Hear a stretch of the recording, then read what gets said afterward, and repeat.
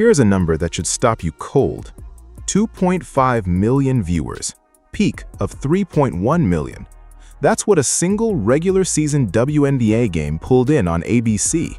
Not the finals, not the All-Star game, a regular season game. And the moment those numbers dropped, ESPN rushed to the microphone to pat itself on the back, talking about how they delivered those millions to the screen. But here's the question everyone in that room was carefully avoiding. Who actually put those people there? Because there's a massive difference between delivering a package and being the reason someone ordered it in the first place. And before this video is over, you're going to see exactly why that distinction matters more than most people in the media are willing to admit. We need to go back before we go forward, because to understand just how seismic this moment really is, you have to understand what the WNBA looked like before one player walked through the door and rewrote every rule about what women's basketball could do on a screen.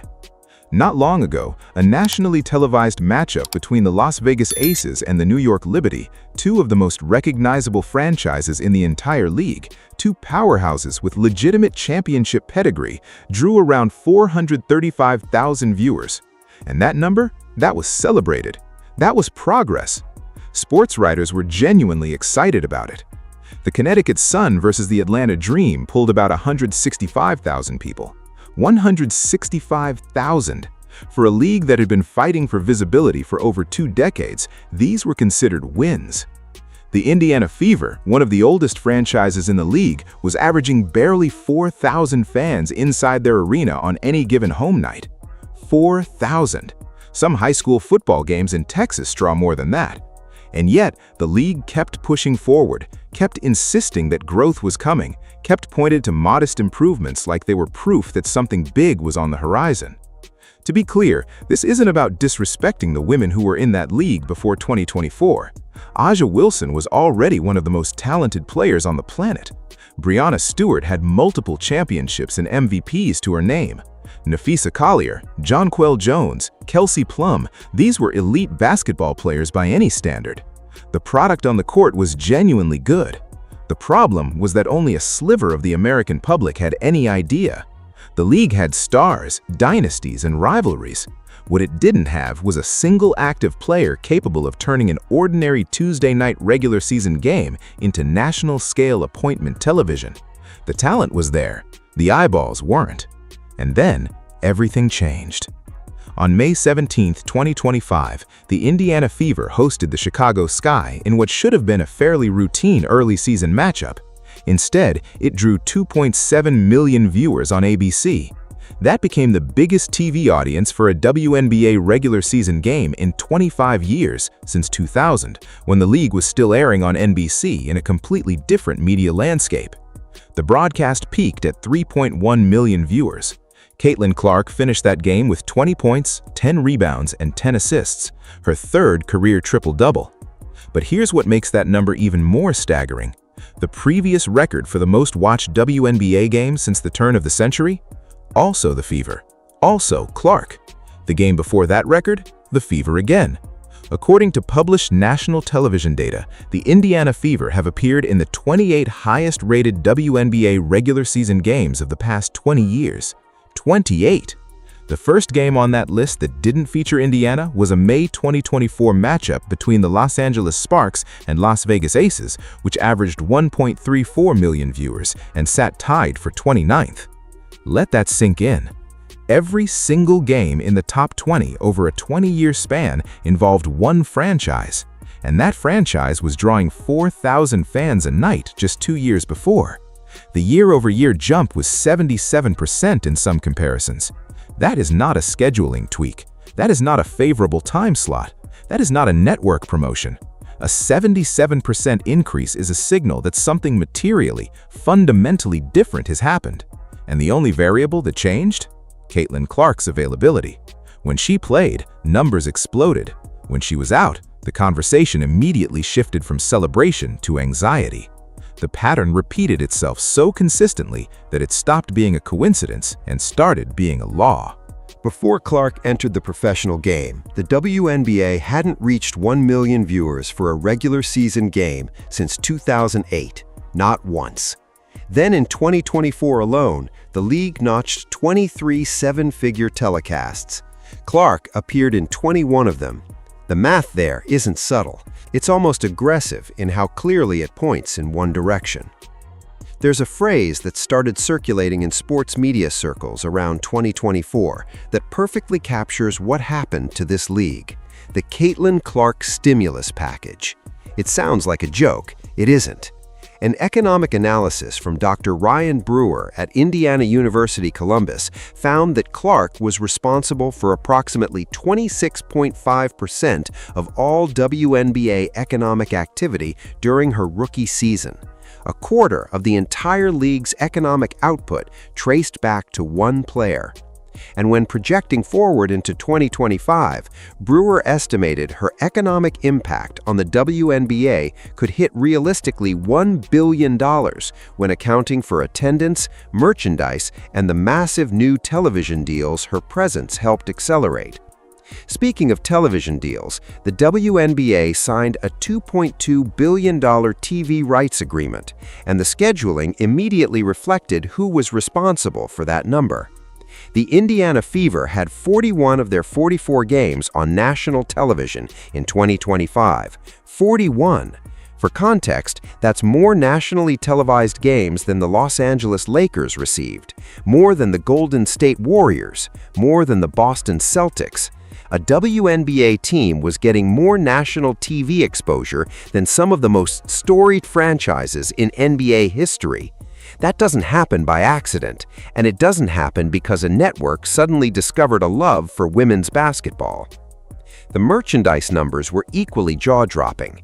Fanatics reported that overall WNBA sales increased by more than 500% compared to the previous year.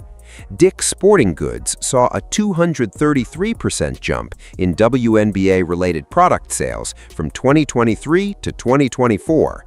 These aren't rounding errors. These are numbers that restructure business models. Clark's jersey was the top-selling item in the league by a significant margin, and her presence created demand for the product surrounding her. Other players' jerseys, team gear, arena merchandise, in a way that spread money into every corner of the league's ecosystem. The attendance transformation was even more visceral because you could see it in real time, game by game, city by city. In 2022, the Fever were averaging 1,776 fans per home game. By 2024, that number had shot to over 17,000, surpassing the NBA's Indiana Pacers, who shared the same arena. Indiana's home and road combined attendance set a new single-season league record with 643,000 fans over 40 games. The next closest team was more than 200,000 fans behind them. Opponents began moving games into larger venues, specifically when the Fever came to town. The Las Vegas Aces drew over 20,000 fans to T-Mobile Arena, the largest WNBA crowd in 25 years, when Clark arrived in Nevada. Washington moved their regular season finale against Indiana into Capital One Arena, where over 20,000 fans showed up. These were not coincidences. These were communities making a conscious decision that this particular game, on this particular night, was worth showing up for. And the financial ripple effect went far beyond Indiana. When the Fever came to town, concession workers got busier nights, local hotels filled up, opposing teams got stronger gate revenue. Broadcasters sold advertising at rates previously unimaginable for a WNBA broadcast. Sponsors received exposure to audiences they hadn't been able to reach through women's basketball before. Even the teams and players that resented the attention found themselves competing front of bigger crowds in louder buildings under brighter lights.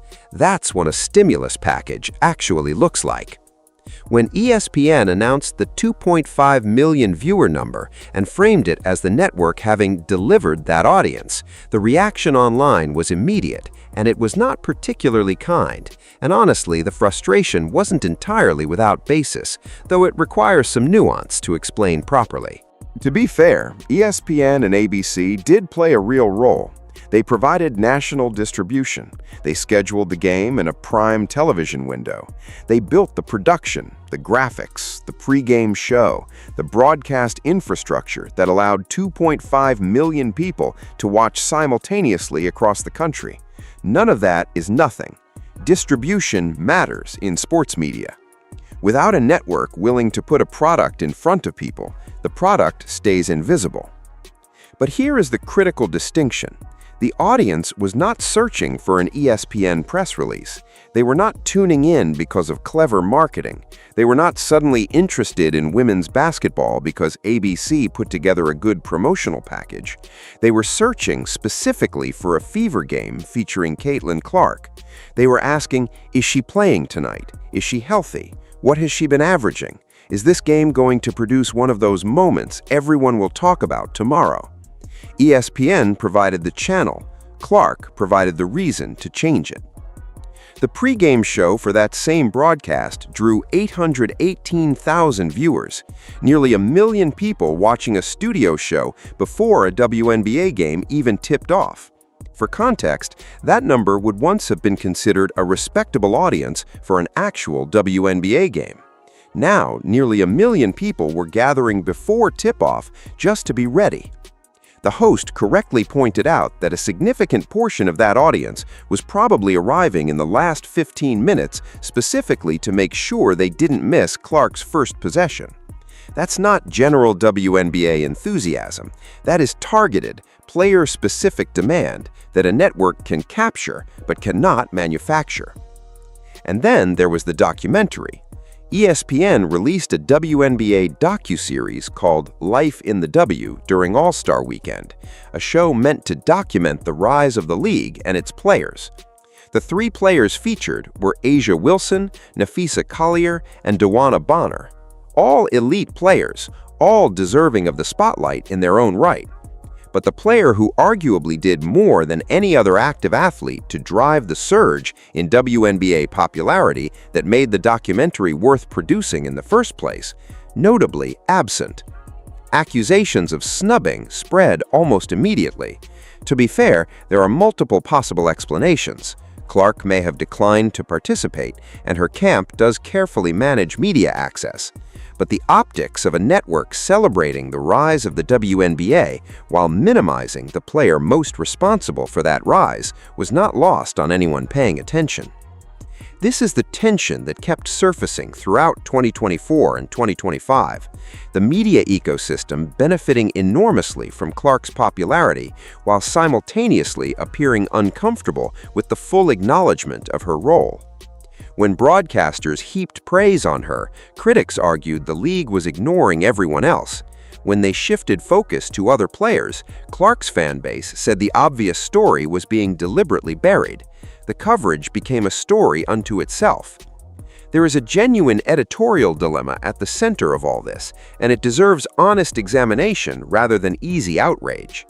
Analysts should discuss players other than Clark. A healthy league cannot have every segment revolve around one person.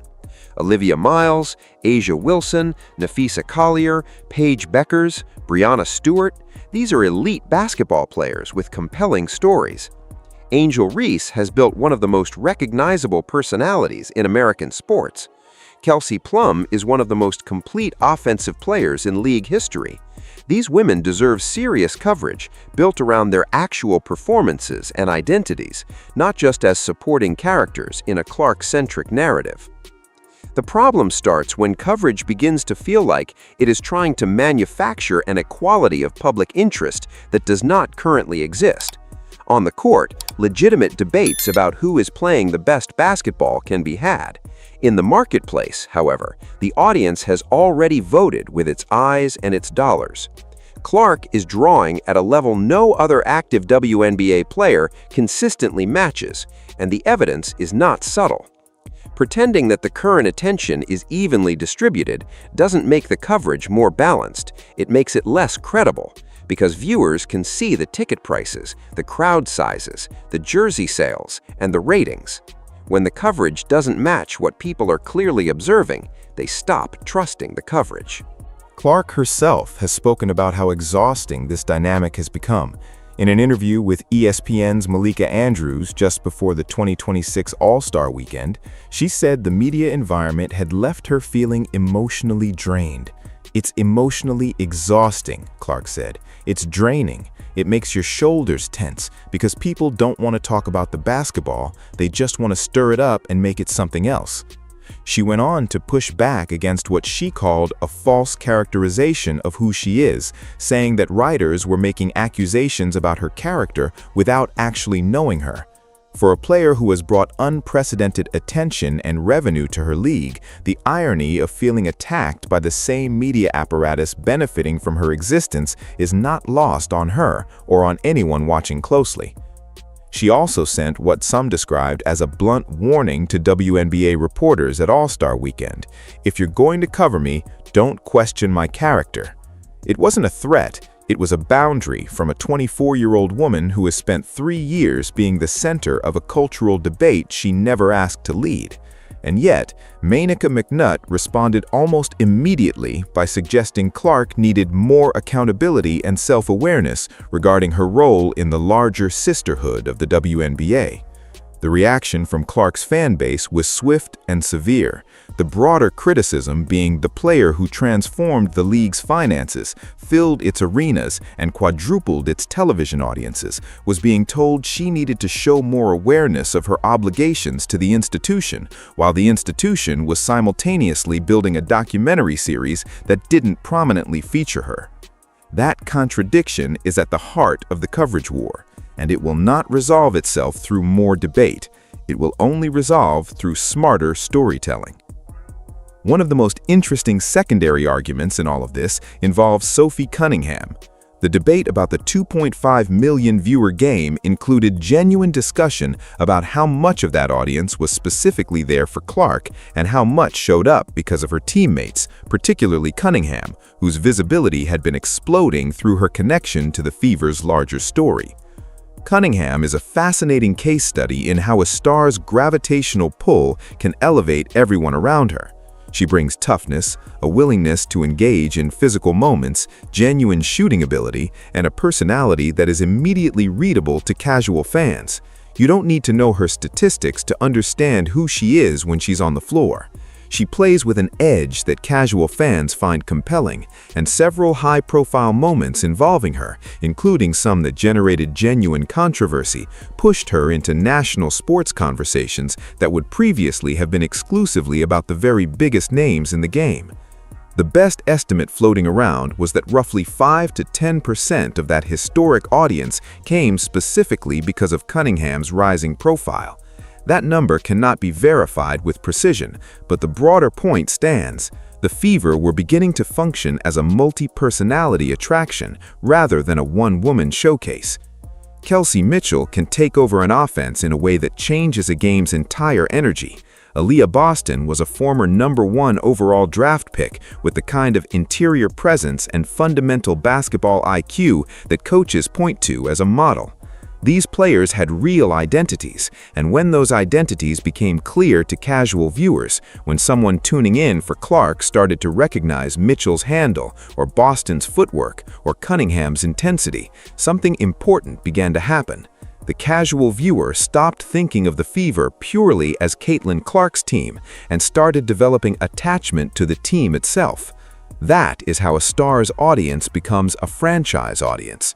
The player remains the center, but the supporting cast develops emotional resonance of its own. Clark doesn't have to lose attention for others to gain it. Her spotlight can illuminate anyone placed in a meaningful story with her. The trick is making sure the broadcasts are telling those stories instead of just announcing names on a graphic. This applies across the entire league, not just Indiana. The WNBA does not need to manufacture another Caitlin Clark. That is almost certainly impossible. These kinds of cultural phenomena don't arrive on schedule. What the league does need to do is make the games and personalities surrounding her easy for new viewers to understand and care about. Explain why a matchup matters, establish stakes. Let players show who they are through actual competition rather than through promotional packages that feel like homework. Give the audience rivalries they can feel without needing a history degree in women's basketball. The window that Clark has opened is real, but windows close. When Clark went down with a groin injury during the 2025 season, the conversation shifted almost immediately, not just in Indiana, everywhere. Sponsors that had been basking in WNBA exposure suddenly got quieter. Broadcasters who had been planning premium windows around fever games began making adjustments. The All-Star Game, which drew 3.44 million viewers in 2024 with Clark as the central attraction, dropped 36% to 2.19 million in 2025 when she was unable to participate due to that same injury. It was still the second most watched All-Star Game in league history, but the 36% drop in the same time slot on the same network against a similar competitive landscape told a stark story about where the baseline of demand actually lives. The league did manage to maintain viewership growth even through Clark's absences, a genuinely encouraging sign. The 2025 regular season averaged 969,000 viewers across national networks, up 3% from 2024, and the highest average since 1998.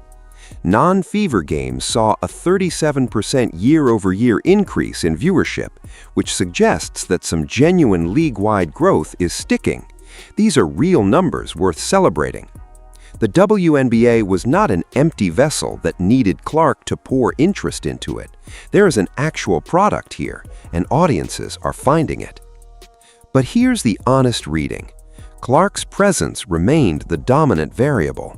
When she played, numbers were dramatically higher. When she sat, the drop was immediate and measurable. Her lone game on the ION network in 2025 averaged 1.25 million viewers. The 7 fever games she missed on ION averaged 954,000. The difference is not catastrophic, but it is undeniable, and it reveals the core vulnerability that the league's leadership needs to address with complete honesty. A significant portion of the audience that turned to the WNBA over the past 2 years did not come for the institution. They came for a specific player, and through her, they were introduced to the institution. Their loyalty has not automatically transferred to the league's logo, its broadcast partners, or its other franchises. They are still Clark-first viewers. And Clark-first viewers make different decisions on a Tuesday night when Clark is in street clothes on the bench. The fix is not to be upset about this dynamic. The fix is to be honest about it and work with it deliberately. Every time Clark plays, that game represents an opportunity to show 2 or 3 million people something they didn't already know about the wider league.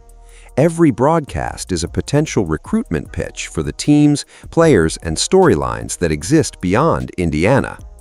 The question is whether those broadcasts are actually being used that way, or whether the opportunity is being spent on studio arguments about who deserves the most coverage. Here's the question that ESPN's celebratory announcement quietly skipped. What happens to all those viewers when Clark is not on the floor? Do the new fans come back? Do they know the rivalries? Do they care about the standings?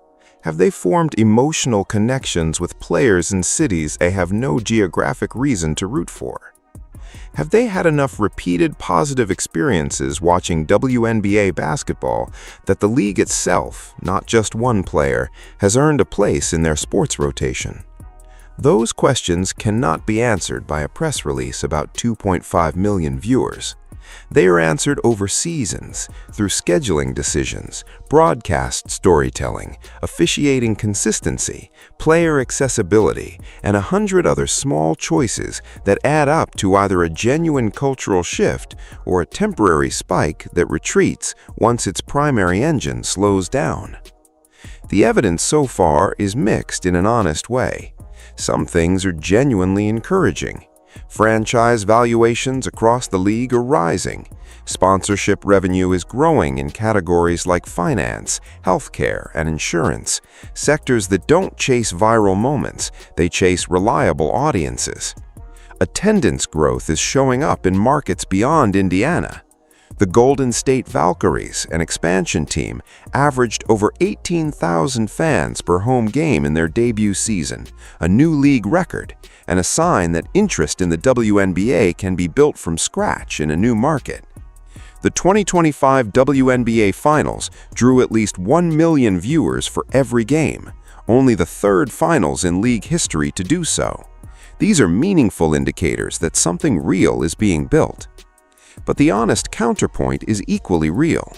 The Indiana Fever have appeared in all 28 of the highest-rated WNBA games of the past 20 years. Without Clark in the lineup, the viewing numbers drop in a way that is consistent and measurable. The 36% All-Star audience decline was a preview of what a Clarkless event looks like even now, years into her career. The league still has not consistently demonstrated that it can produce non-Clark games at the audience levels that Clark games have normalized. Every sports phenomenon has a finite window. Injuries happen, careers evolve, public attention eventually moves toward the next compelling story. When that shift comes, and it always comes, the WNBA will be measured not by the records it set with Clark at full health, but by what it built around her while it had the chance. The verdict on who delivered those 2.5 million viewers is actually not that complicated when you remove the corporate language and the political sensitivity and just look at the sequence of events. ESPN delivered the signal, Minnesota delivered a credible opponent, Indiana delivered a meaningful team, but Caitlin Clark delivered the urgency. She delivered the reason a person who had never watched a WNBA game in their life decided that this particular Tuesday night they needed to be in front of a screen. Without urgency, distribution is just an empty channel broadcasting into rooms where no one is watching. You can have the best platform in the world. You can have prime-time windows and slick graphics and celebrity sideline reporters. None of it matters if the audience has no reason to care before the ball is even tipped. What Clark created in college, that electric sense that something extraordinary might happen at any moment, that any possession could turn into a highlight or a record or a moment people discuss for days, she brought that with her into the professional game and deposited it into a league that had been struggling to generate exactly that feeling for years. The WNBA didn't invent that demand, it inherited it. And the smartest thing it can do with the time it has left in this window is build something durable enough to survive it. Because here is the uncomfortable truth at the center of this entire debate. The league and its broadcast partners have been given an extraordinary gift, a generational athlete who creates urgency, controversy, passion, and attention wherever she goes. An athlete whose presence alone turns a regular season game into a national event. An athlete who, by her own admission, finds the surrounding media environment emotionally exhausting, whose patience is not limited, whose career will eventually wind down regardless of how many records she breaks before it does. The clock is running, the window is open, and the question is not whether ESPN delivered those viewers or whether Clark delivered those viewers. The question is whether the WNBA, with everything it has been handed in this extraordinary era, will be able to answer honestly, when she is gone, will they still come? Drop your answer in the comments, because based on everything you just saw, you already know what you think, and I want to know if I'm not the only one.